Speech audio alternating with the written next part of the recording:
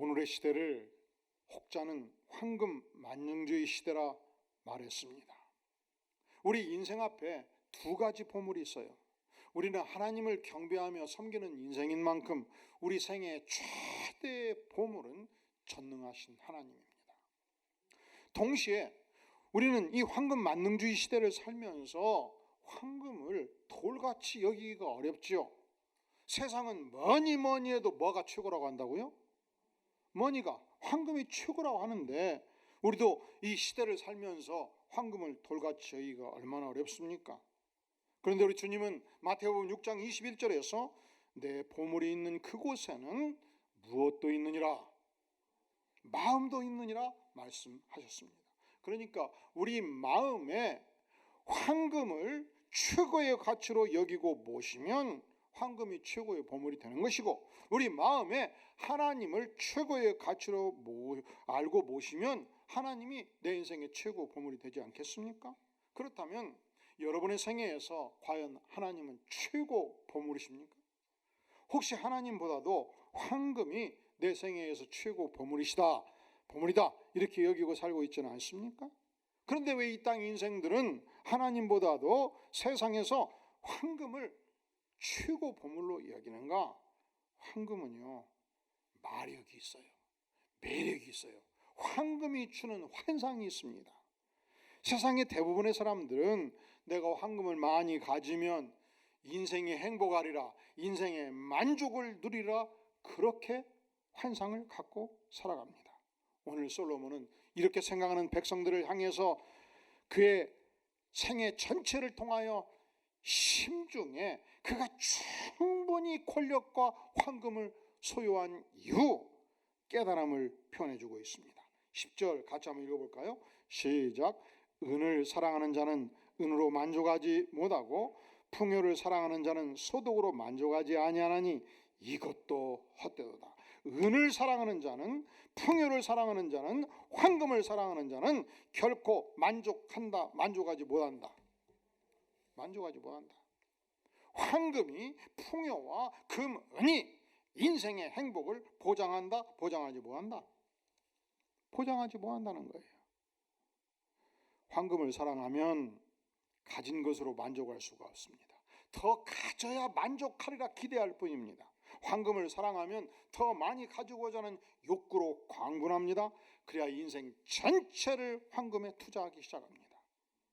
황금과 문제는 만족 사이에, 황금과 문제는 행복 사이에 직접적인 상관관계가 없다는 것입니다. 엄청난 부자임에도 불구하고 불행한 사람이 있어요, 없어요? 여러분이 다 알지 않습니까? 엄청난 부자임에도 불구하고 행복한 사람이 있어요. 엄청 가난함에도 불구하고 행복한 사람이 있어요, 없어요? 있지요. 가난해도 행복한 사람이 있고 가난해서 불행한 사람이 있습니다. 그래서 인생을 성찬한 솔로몬이 최고의 권력과 최고의 황금을 보유한 적이 있었던 솔로몬이 오늘 고백하는 것입니다. 은을 사랑하는 자는 은으로 결코 만족하지 못하리라. 풍요를 사랑하는 자는 그의 소득으로 결코 만족하지 못하리라. 이렇게 외치고 있는 것입니다. 인생이 한 분야에 헌신해서 8시간, 10시간씩 20년, 30년, 40년 꾸준히 헌신하면 그 분야에 일정한 성공을 이룰 수 있습니다. 그런데 3분야, 4분야, 5분야에서 계속적 성공을 이루기는 어렵겠지요. 미국의 데이비드 게핀이라는 인물이 있습니다. 그는 음반계에서 대성했고 영화계에서 대성한 인물입니다. 음반계에서는 그 유명한 밥 딜런, 제임스 테일러, 엘튼 존, 존 레논, 그 유명한 가수들을 배출한 사람입니다. 영화계에서는 우리가 다 아는 스티븐 스필버그, 마틴 스콜세이지 감독과 함께 일했던 인물입니다. 그런데 그는 25살에 이미 백만장자가 되었고 30대 중반에 너무 부를 많이 소유하고 성공을 해버렸기 때문에 1차 인생을 은퇴를 해요. 사업계에서. 그가 설립한 레코드 회사는 오늘날 1조 4천억의 가치가 있는 회사가 되었습니다. 어느 날 미국의 유명한 토크쇼 진행자 바베라 월터스로부터 인터뷰를 받게 되었습니다. 바베라 월터스가 묻는 거예요. 데이비드 게핀 씨, 당신에게 과연 돈이란 어떤 의미가 있습니까? 돈은요, 자유를 의미합니다. 제가 돈에 대해서 더 이상 걱정하지도 않을 만큼 소유하고 있다는 것은 돈으로부터 자유할 수 있다는 걸 의미하죠. 그때 바바라 월터스가 다시 질문합니다. 그럼 당신은 행복하셨나요? 아닙니다. 행복이란 돈보다 훨씬 얻기가 힘들죠. 돈이 우리를 행복하게 해줄 거라고 생각하는 사람은 결코 돈을 벌지 못합니다.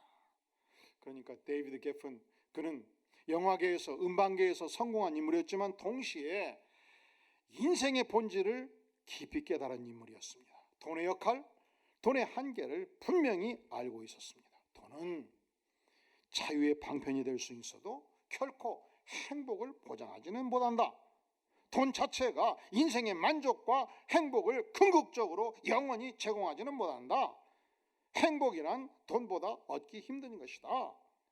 황금이 채울 수 없는 것을 바라지 아니하는 것이 인생의 지혜입니다. 황금이 만족시킬 수 없는 것을 기대하지 아니하는 것이 인생의 지혜입니다. 무엇보다 황금을 과도하게 사랑하지 아니하는 것이 인생의 지혜입니다. 황금을 과도하게 사랑하면 반드시 새로운 영역에서 고통이 찾아오게 되는 것입니다. 이것을 알았던 주님께서는 우리에게 말씀하십니다. 돈을 사랑함이 일만하게 뿌리가 되나니 말씀하시지 않습니까? 그럼에도 불구하고 왜 인생들은 그렇게 황금 만능주의 삶을 살게 되는가? 황금이 주는 환상이 있어요. 황금이 많으면 인생은 행복하리라. 아니죠.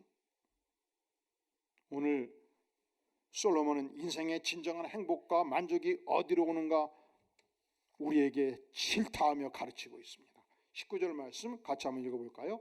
시작. 또한 어떤 사람에게든지 하나님이 재물과 부여를 그에게 주사 능히 누리게 하시며 제 몫을 받아 수고함으로 즐거워하게 하신 것은 하나님의 선물이라. 하나님의 선물이라. 하나님의 선물, 재물을 주신 것도 하나님의 선물이고 재물을 즐길 수 있는 능력을 주신 것도 하나님의 선물이고, 그리고 더 중요한 것은 인생의 만족과 행복을 누리도록 보장하시는 것도 하나님이시고 하나님의 선물이라 말씀하지 않습니까? 두 번째 환상이 있습니다. 황금이 많으면 인생의 근심 걱정이 없어지리라. 이 땅의 인생들은 많이 그것을 기대하기 때문에 황금 만능주의의 삶을 살지 않겠습니까? 아니라는 거예요. 다 함께 11절 12절 시작. 재산이 많아지면 먹는 자들도 많아지나니 그 소유주들은 눈으로 보는 것 외에 무엇이 유익하랴. 노동자는 먹는 것이 많든지 적든지 잠을 달게 자거니와 부자는 그 부유함 때문에 자지 못하느니라. 아멘. 노동자, 여기서 노동자는 그날 벌어서 그날을 먹고 살아가는 인생입니다. 노동자, 그가 하루에 14시간씩 일해서 소득이 많을 때는 맛있게 많이 먹고 잠을 편히 잔다는 것입니다. 그날 일이 없어서 3시간밖에 못해서 돈을 적게 벌을 때는 적게 먹고 잠을 달게 산다는 것입니다. 하지만 부자는 무엇 때문에 자지 못하다고요? 부유함 때문에 잠을 설칩니다. 왜냐하면 많이 가졌기 때문에 열심히 많은 것을 관리해야 됩니다. 많이 가졌기 때문에 열심히 많은 것을 투자해야 됩니다. 많이 가졌기 때문에 엄청 머리를 써야 됩니다. 머리를 많이 써야 됩니다. 골치가 아파요. 머리 쓸 것이 없으면 골치 아플 것도 없는데, 많이 가졌으니까, 권력을 많이 가졌으니까, 황금을 많이 가졌으니까, 세상에 소유한 것이 많기 때문에 얼마나 그 관리를 위해서, 투자를 위해서 근심 걱정이 많겠습니까? 이 근심의 영역은 가진 것, 황금이 많아도 그랬고 권력이 많아도 그랬고, 우리가 인생의 미래를 생각할 때도 그렇고 자식을 생각할 때도 그렇고, 근심 걱정의 영역은 대단히 넓습니다. 제가 12년 전 왼쪽 망막이 터졌을 때 다 겪었던 일이거든요. 그런데 세월이 지나니까 다 잊어버려요. 이제 설교를 자신 있게 한다고 준비를 다 끝내놨는데 자다가 근심이 생겼어요. 왜냐? 저는 길거리를 다니거나 교회를 올 때는 원시 안경을 써요. 물론 다초점이니까 가까운 곳이 잘 보이고 멀리가 보이게 돼 있죠. 그런데 서재에 들어갈 때는 근시 안경을 씁니다. 왜냐하면 근시 안경을 써야 글씨가 읽어지거든요. 그런데 첫째로 한쪽 눈으로 읽으면 속도가 엄청 느리고 잘 안 보여요. 우리 다 함께 눈 한쪽 감고 왼쪽 감고 오른쪽 감고 왼쪽 눈으로 5장 7절 시작. 꿈이 많으면 헛된 일들이 많아지고 말이 많아도 그러하니 오직 너는 하나님을 경외할지니라. 인간뿐만 아니라 모든 동물이 개도 소도 고양이도 한쪽 눈을 가진 자가 없어요. 모든 동물을 다 두 쪽 눈을 주셔서, 이게 하나님의 놀라운 은혜인데 두 눈이 있어야 거리 감각이 생겨요. 그러니까 한쪽 눈 처음에 한 며칠 움직일 때는 가다가 넘어지고 자꾸 부딪히고 그래요. 거리 감각이 약한 거예요. 문제는 자다가 근심이 생긴 거죠.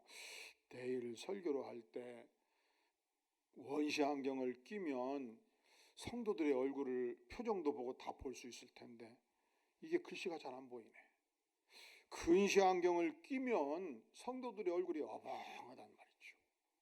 그래서 이렇게 써보고 저렇게 써보고 이렇게 써보고 저렇게 써보고 하다가 하나님께서 나를 강단에 세운 것은 성도들의 얼굴을 열심히 보라는 건 두 번째고 1차적으로는 설교를 제대로 하는 거다. 지금 과연 설교를 할 수 있냐 마냐 하는 측면에 생각하면 일단 성경이 글씨가 보여야 되지 않겠느냐 하고서 제가 태어나서 처음으로 근시 안경을 쓰고 설교를 해본 거예요. 그랬더니 어제 자다가 일어나서 이렇게 보고 저렇게 보고 이렇게 보다가 각오를 하고 근시 안경을 썼더니 첫째로 설교가 잘 되고 두 번째로 성도님들 얼굴이 어마어마한 만큼 전체적으로 예쁘고 아름답고 훌륭하시고 왜 그러냐, 인생을 너무 깊이 잘 봐버리면요 약점까지 다 보이지 않겠습니까? 우리가 살면서 이렇게 저렇게 근심 걱정이 많을진데 이 근심 걱정을 해결하는 것이 황금이 많으면 근심 걱정이 없으리라 이렇게 우리는 생각하는데 그렇지 않다는 거예요. 1994년도 미국의 유명한 경영 잡지인 포브스 잡지에서 소유의 폭정, The Tyranny of Possessions라는 글이 실렸습니다. 내용이 뭐냐? 미국에서 초대형 재벌들 1조 원 이상의 자산을 소유하고 움직이는 사람들의 삶을 조사를 해본 거예요. 그랬더니 첫째로 집이 많아요. 여름이 되면 얼마나 덥습니까? 그러니까 미시간주 그 거대한 미시간주에 몇십만 평의 땅을 사가지고 저택을 짓고 비행장을 건설하고 그리고 이 호숫가에 요트를 두고서 삽니다. 겨울이 되면 춥잖아요. 그러면 미국은 남부 플로리다 지역에 역시 거대한 땅을 사가지고 저택을 짓고 동일하게 이 요트를 두고 삽니다. 그리고 봄 가을 되면 또 바하마 섬에다가 섬을 하나 큰 걸 사가지고 동일하게 만들어 놓습니다. 각각의 관리인들을 두고 요리사를 두고 각각의 이 최고급 수용차를 두고서 살아간다는 것이죠. 그런데 그렇게 10년, 20년 살았던 이 재벌급 인물들이 동일하게 무엇을 고백하고 있는가? 인생에서 가장 고귀한 것은 대부분 소유가 아니라 빌려서 쓸 수 있는 것들이었다. 이런 고백을 한단 말이죠. 제가 언젠가 남서울교회에서 청년부 사역을 하는데 청년들 임원 수련회를 가려고 준비하고 있는데 한 집사님이 이 별장을 빌려준 거예요. 별장. 너무 좋았습니다. 겨울에 그 별장을 갔는데 하루 종일 청소했어요. 청소. 하룻밤 내내 불 뗐어요. 불 뗐어. 그리고 그 다음날 한나절 밥 먹고 왔어요. 별장이 좋을 것이 없어. 콘도가 100배 말라. 콘도 빌려서 가면 다 청소되어 있죠. 따뜻하지요. 밥에 먹을 수 있죠. 손 하나 댈 거 없고 청소도 대충 하고 나오면 되지 않습니까? 인생에서 가장 고귀한 것은 대부분 빌려서 쓸 수 있는 것이다. 재벌이 안 되었다고 우리가 서러워할 이유가 하나도 없는 것입니다. 더 중요한 것은 황금이 인생의 근심을 결코 해결해 주지 못한다는 것입니다. 그러면 무엇이 인생의 근심을 해결해 주는가? 우리 주님께서는 마태복음 6장 26절에서 말씀합니다. 공중의 새를 보라. 심지도 않고 걷지도 않고 창고에 모아 들이지도 아니하되 너희 하늘 아버지께서 기르시나니 너희는 이것들보다 귀하지 아니하냐.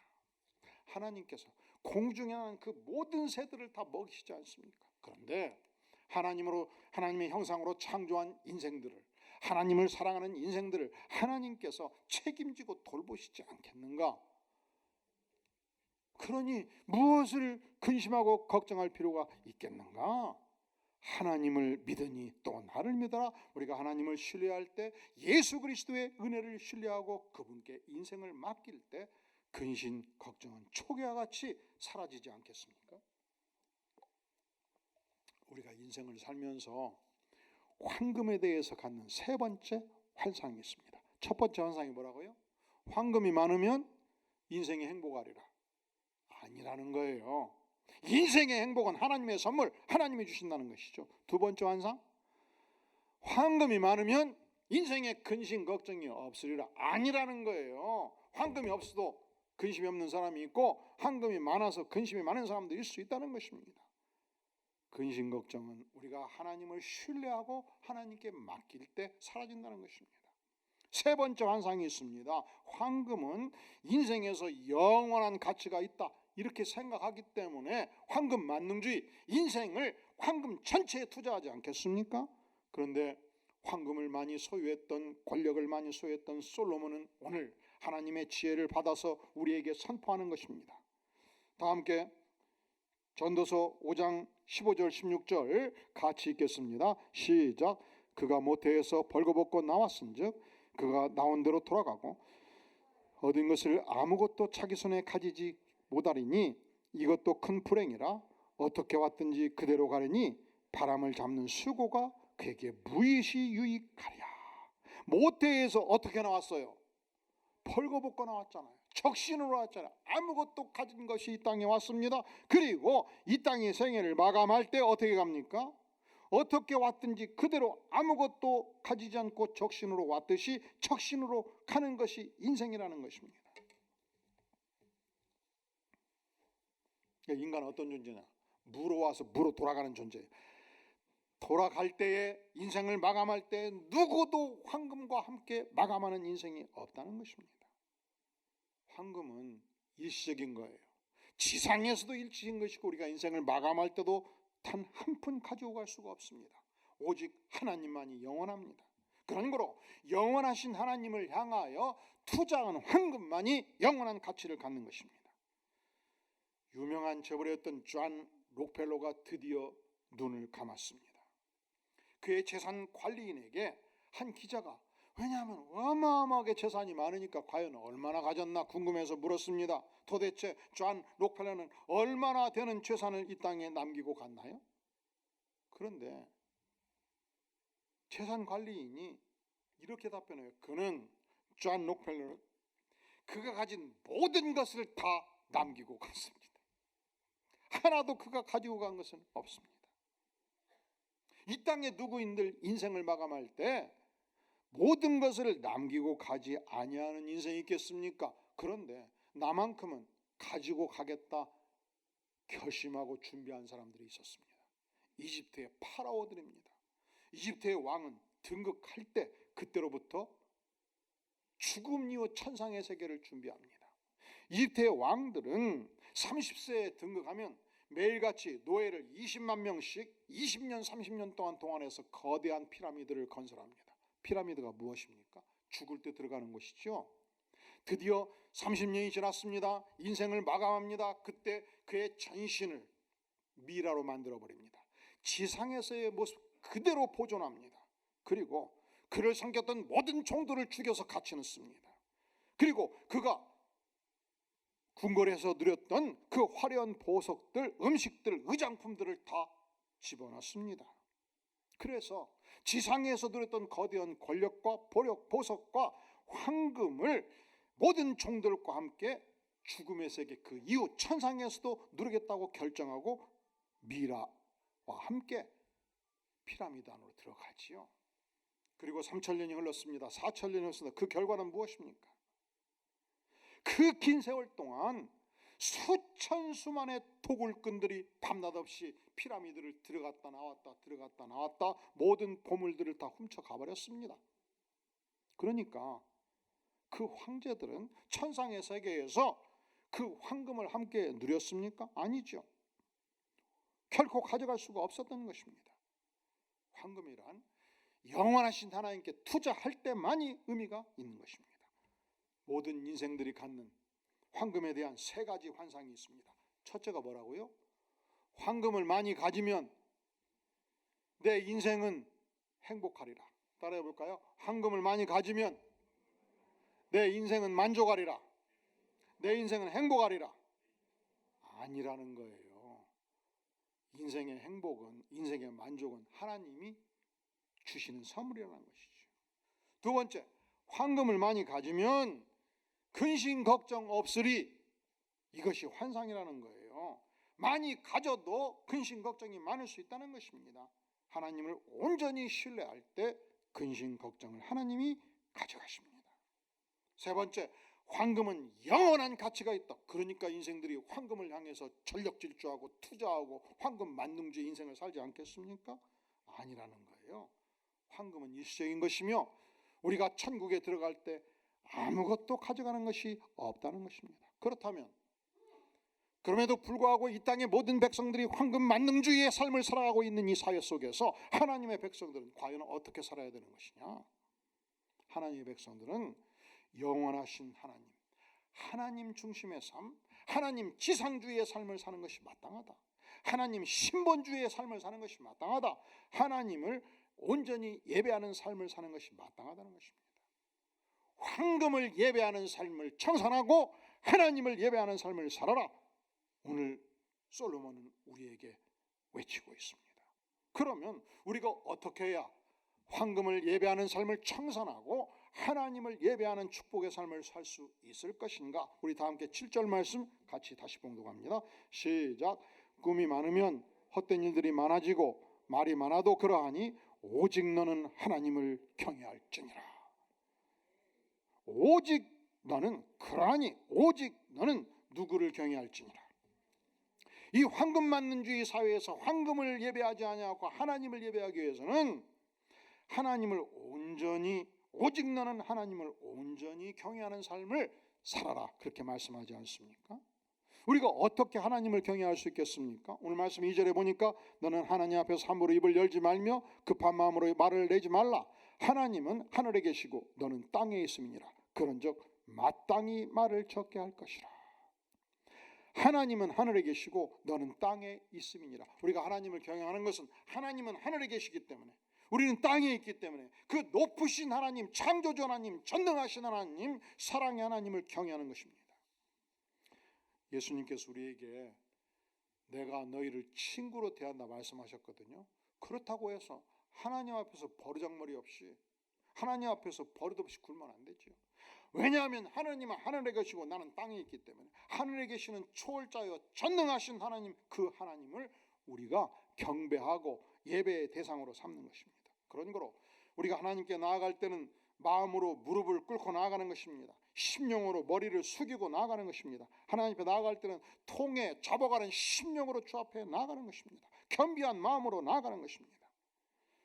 우리가 이 황금 만능주의 사회를 살면서 황금을 예배하지 않고 하나님을 예배하기 위해서 어떻게 살 것인가? 첫째로 언제든지 겸비한 마음으로 하나님을 전심을 다하여 경외하는 삶을 사는 것입니다. 두 번째, 오늘 솔로몬은 우리가 황금을 경배하지 않고 하나님을 경배하기 위해서 이렇게 살라 외치고 있습니다. 5장 1절 시작. 너는 하나님의 집에 들어갈 때 내 발을 삼갈지어다. 가까이하여 말씀을 듣는 것이 우매한 자들이 재물 드리는 것보다 나으니 그들은 악을 행하면서도 깨닫지 못함이니라. 하나님의 집에 들어갈 때 내 발을 삼갈지어다, 경외심을 가지고 들어갈지어다, 하나님을 가까이하여 말씀을 들을지어다. 하나님의 말씀을 듣는 것이 제물을 드린 것보다 낫다 말씀하지 않습니까? 우리가 오늘의 이 시대 황금을 예배하지 않고 하나님을 예배하는 것은 하나님의 말씀에 깊이 귀 기울이고 하나님의 말씀에 청종하는 것입니다. 신약시대 백성들이 누리는 최대의 축복은 하나님께서 우리에게 위대한 66권의 하나님의 말씀을 주셨다는 사실입니다. 그리고 이 66권의 위대한 하나님의 말씀을 우리가 깨우쳐 알 수 있도록 풍부한 성경 해설서들을 우리에게 허락해 주셨습니다. 예배를 드릴 때에도 하나님의 말씀이 아주 중요합니다.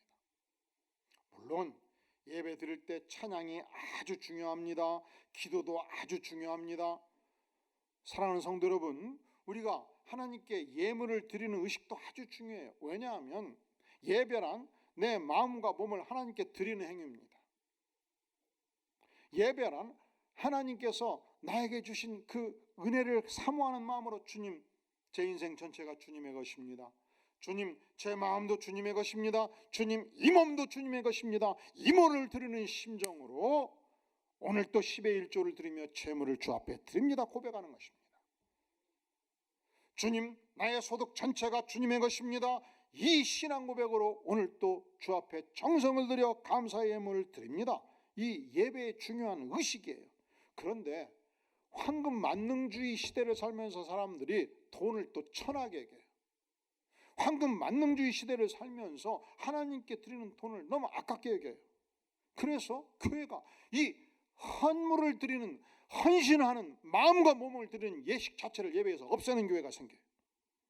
아니지요. 헌신이 중요하지요. 예배에서 찬양이 중요합니다. 예배에서 기도가 중요합니다. 예배에서 헌신이 중요합니다. 가장 중요한 것이 있습니다. 하나님의 말씀이 중요합니다. 지난 2000년의 역사를 통해서 캐톨릭은 하나님의 말씀을 약화시키고 예배의 의식을 강화했습니다. 그래서 종교개혁자들이 500년 전 하나님의 말씀이 너무 소중합니다. 성경을 번역하기 시작했고 성경을 가르치기 시작했고 성경을 설교하기 시작했습니다. 오늘 또 1절에 보면 제사를 드림보다 하나님 말씀 듣는 것이 더 중요하다고 말씀하지 않습니까? 사무엘상 15장에서 순종이 제사보다 낫고 하나님의 말씀 듣는 것이 순양의 기름보다 낫다 말씀했습니다. 하나님의 말씀 듣는 것이 제물보다 낫다 말씀하시지 않습니까? 이 달라스에 가면 유명한 크리스웰 목사님이 심우했던 달라스 제1침례교회가 있습니다. 이 교회는 예배를 드릴 때 다 앉아서 예배를 드리는데 이 시간 다 함께 성경을 봉독하겠습니다. 모두 그 자리에서 일어나 주시기 바랍니다. 성경을 봉독할 때만큼은 다 일어나요. 왜 그렇습니까? 하나님의 말씀이 너무 소중하다는 신앙 고백이에요. 일어나는 것이 중요하고 앉은 것이 중요한 것이 아니고 어떻게 행하든지 간에 하나님의 말씀이 내 인생에서 예배에서 가장 중요하다. 이 신앙 고백이 중요한 것입니다. 우리가 앞으로 30일 동안 전도서와 잠언의 말씀에 집중할 것입니다. 하나님께서 우리에게 주신 소중한 이 전도서와 이 세 권의 책을 집중함으로써 하나님이 주시는 놀라운 은혜를 체험하고 하나님이 주시는 지난 4,000년 기독교 역사 속에서, 기독교 유대 역사 속에서 최고의 지혜를 발휘했던 솔로몬의 지혜를 통해서 하나님의 위대한 지혜를 배우고 처한 각 직장에서, 사회에서, 가정에서 위대한 하나님의 지혜를 따라서 역량을 발휘하는 위대한 하나님의 백성들이 될 수 있기를 주의 이름으로 축원합니다. 이 황금 만능주의 시대 속에서 황금을 경배하지 아니하고 하나님을 예배하고자 할 때 어떻게 그것이 가능한가? 전심을 다하여 하나님을 경외할 때 가능하죠. 전심을 다하여 하나님의 말씀에 청종할 때 가능하죠. 마지막으로 전심을 다하여 하나님이 말씀하실 때 삶을 결단함으로 가능합니다. 우리 다 함께 오늘 말씀 4절 5절 같이 한번 봉독하겠습니다. 그리고 서원이라는 단어에 동그라미를 쳐보시겠습니다. 시작. 내가 하나님께 서원하였거든 갚기를 더디게 하지 말라. 하나님은 우매한 자들을 기뻐하지 아니하시나니 서원한 것을 갚으라. 서원하고 갚지 아니하는 것보다 서원하지 아니하는 것이 더 나으니 하나님께 서원하거든 갚기를 더디하지 말라. 열심히 갚아라. 하나님이 말씀하시고 말씀대로 살겠다고 결단하면 그 결단을 즉시 실행하라. 실천하라. 거기에 헌신할 것을 우리에게 요청하고 있는 것입니다. 누가 보아도 오늘의 이 시대는 황금 만능주의 시대예요. 우리도 이 영향권 안에 살고 있습니다. 그러나 하나님께서는 우리에게 오늘 또 이 황금 만능주의 시대를 살면서 시대를 거스르라 말씀하지요. 황금을 경배하지 말고 하나님을 예배하라 말씀하시죠. 어떻게 하나님을 예배하시겠습니까? 언제나 무릎 꿇고 하나님을 경외함으로. 어떻게 하나님을 예배하시겠습니까? 하나님이 말씀하실 때마다 깊이 청종하고 결단함으로 하나님을 예배할 수 있지 않겠습니까? 특별히 앞으로 30일 동안 날마다 하루에 30분씩 이 세 권의 책을 통해서 하나님이 주시는 그 말씀에 온전히 집중함으로 청종함으로 결단함으로 하나님이 주시는 위대한 지혜를 따라서 인생을 사는 축복을 누릴 수 있기를 주의 이름으로 간절히 축원합니다. 기도하겠습니다. 영광의 주님, 그렇습니다. 황금을 중시하는 오늘의 이 시대에 우리가 하나님을 중시하는 삶을 살기를 원합니다. 신본주의의 삶을 살기를 원합니다. 하나님을 경외하며 하나님의 말씀을 청종하며 말씀대로 결단하며 살기를 구합니다. 주님, 30일 동안 이 솔로몬의 제 캠페인을 진행할 때 하나님께서 폭포수와 같은 말씀의 지혜와 능력으로 우리 안디옥 모든 백성들에게 쏟아부어 주시옵소서. 예수님의 이름으로 간절히 기도하옵나이다. 아멘.